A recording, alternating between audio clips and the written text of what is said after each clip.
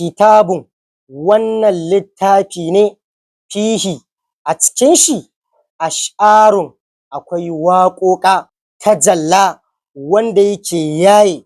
kulla rainin dukkanin tsatsa anil qalbi ga barin zuciya shine ga zuciya almugaffal rabkanane wato wannan littafi ne wanda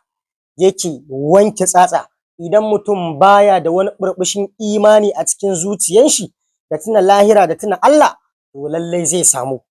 wane ne kuma wanda ya tsara wannan littafin gashi nan Aliyu bin Hussein sayyidina Aliyu Zainul Abidina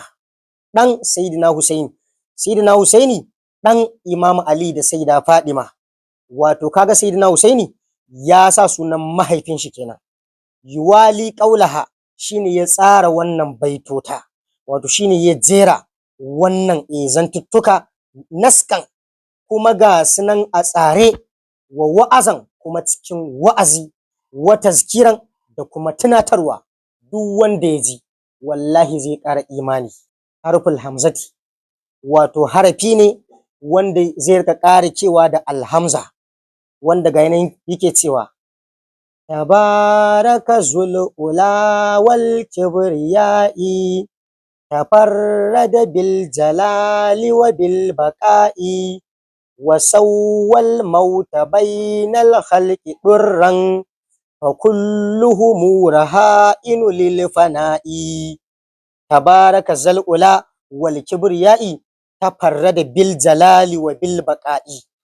wato zul ula Allah ubangiji ma'abocin ɗaukaka wal kibriyai da girmace wato da manyan mukamai wanda Allah shi kaɗai ne mai girma ba fa girman kai ba ko da yake in ma ka ce girman kan ai duk haka ne wane ne ya kamata yi alfahari ya girman kai in ba Allah azza wa jalla ba zai ce ni ne nake da duniya ni ne nake da lahira ni nake da buwaya waye isa kai ko mutum fa wane kai wanda farkonka mani tsakiyanka kashi karkenka riɓewa tsutsotsi ƙasusuwa tabaraka kuma shine yake da abubuwa masu albarka shine yake mana ruwan sama kuma shine ya halicci duniya da lahira duka masu albarka tafarrada kuma Allah nan shine ya kaɗaita bil jalali da sunan nan nashi na ismul jalalati wato Allahu wa bil baqa'i da kuma wanzuwa wanda shi kadai ne dawwamamme la ya mutu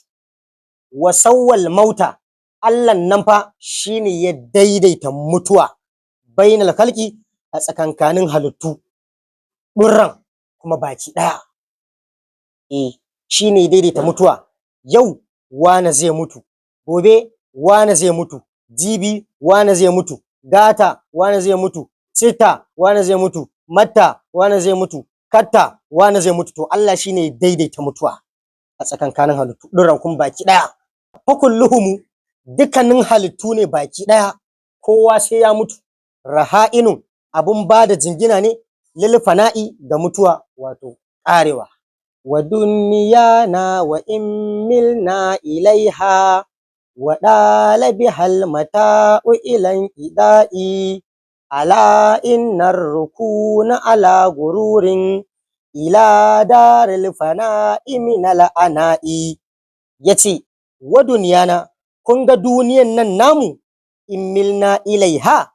idan har muka karkata a gareta muka dinga ayyuka na barna kai wa dalabi hal mata'u ko da a ce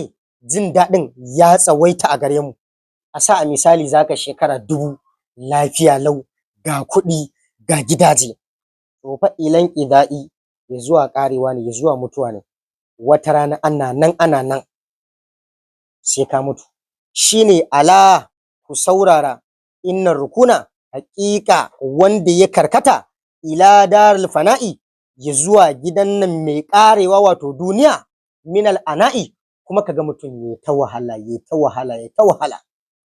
kaga mutum ba shi kanikanci ba shi kafinta ba shi ɗinki la ilaha illallah kuma wai duk dai a samu duniya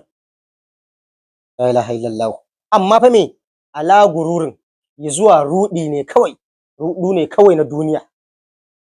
ƙwarai kuwa Allah ya halicce ka ne dan ka bauta masa, sannan kuma kai riko da annabi Muhammadu, kai ibadu, kai koyi da annabi Muhammadu sallallahu alaihi wasallam. Amma kuma mene, kaga mutum minal ana'i ya ta wahala wahale, ba shi ɗinki, ba shi kafinta, ba shi talla, duk dai gurin shi dai ya samu kuɗi.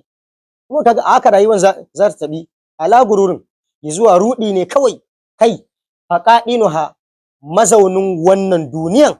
wato a yanzu haka wanda yake cikin wannan duniyan, to sari'uz za'ani, mai saurin tafiya ne. Da zaran an haifi mutum yau, to numfashin shi fa suna fita ne, kuma ba wai ƙaruwa suke ba, raguwa suke. Duk wanda ya fita yanzu haka, idan kai numfashi ya fita kenan, ba zai dawo ba har abada. Shine sari'uz za'ani, mai saurin tafiya ne. Yanzu sai kaga an haifi jariri, ana nan wata rana ya tsufa ya mutu. Kaga budurwa kyakkyawa, san kowa kin wanda ya rasa, ana shekara kaɗan sai kaga ta dagargaje, ta tsufa. Sai kaji an ce ai ga wane ya sai babban mota gata, shekara kaza ta zama na yan gwangwan. Kaga wane ya sai mashin, shekara kaza ta zama na yan gwangwan. Ai yayin wane ake yanzu a ƙasa, a gari, yayin wane ne mai manyan gidaje. Kana ba shekaru sai kaga gidan ya tsufa, gidan ma ya zama na magada. Wa in kana harisu, ko da a ce ka kasance mai kwaɗayi ne ala sawa'i, mai son zaman duniyan, haka nan fa wata rana mutuwa ne za ta same ka. Lallai mutuwa ne za ta same ka sosai. Wannan littafi ita ce littafin Zuhudu na Sayyidina Aliyu Zainul Abidina, ɗan Sayyidina Husaini, Sayyidina Husaini ɗan Imamu Aliyu